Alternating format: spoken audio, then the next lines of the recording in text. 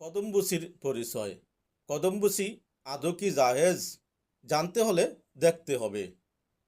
কদমবুসি শব্দযুগল মূলত ফার্সি ও আরবি শব্দের সংমিশ্রণ। কদমবুসি শব্দটি আরবি, বুসি শব্দটি ফার্সি। কদম অর্থ পা আর বুসি অর্থ চুম্বন, অর্থাৎ পায়ে চুম্বন দেয়া।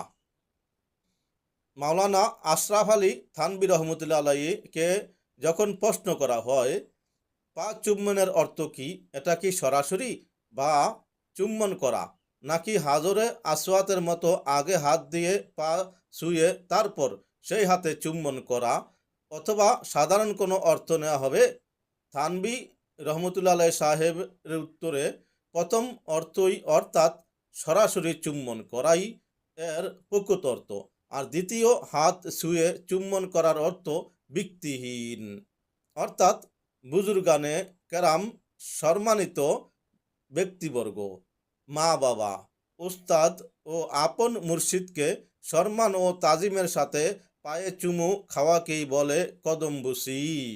তাই আসুন আমরাও পিতামাতাকে কদমবুসি করব, নিজের জান্নাত নিজে করব ইনশাআল্লাহ।